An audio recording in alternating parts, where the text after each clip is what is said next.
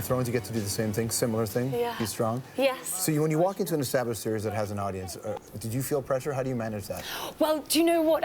With hindsight, this is an amazing thing because and I shouldn't really be saying this, but I kind of went into the first audition unprepared. I was unaware of the show. I hadn't watched the first season. I'd kind of just heard from guy friends who'd been watching it that, you know, that it's amazing. So it was all kind of word of mouth. And I didn't realise the pressure. And had I realised the pressure, I don't think I would have been able to land the job in the first place. So kind of I'm happy that I was naive for the first round of the audition. So I didn't really feel the pressure, which was a wonderful thing. We had George R. R. Martin on the program in the red chair. Here's a clip from him. Right. Okay. You write women really well. You write them really different. I know your wife is obviously a strong influence in your life.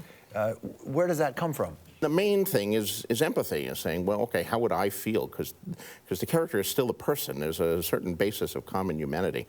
And that's true when writing about women or writing about a dwarf or writing about any of this. You have to start with the basis. They're more like me than they are unlike me. Right. I wondered, is it a question of telling stories with messages that are key? Like, I know Game of Thrones, in principle, can be watched strictly as entertainment, but you can find any good fantasy literature, and George R. R. Martin takes it seriously. Any good fantasy literature is going to have some sort of social relevance and some sort of value. As an artist, is that where are you looking for stuff like that? Very much so, and something that you can relate to and something that you're proud of as well. Yeah. Well, I mean, the characters are hypersexualized, and in this era, there's a real push on television, especially that kind of cable TV, to go there. As an actress, when you walk into this scenario, you know what you might have to do. How do you feel about that?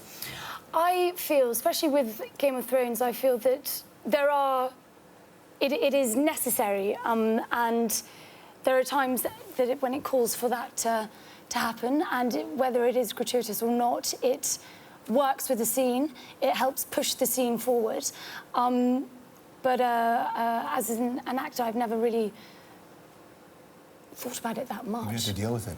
Yes.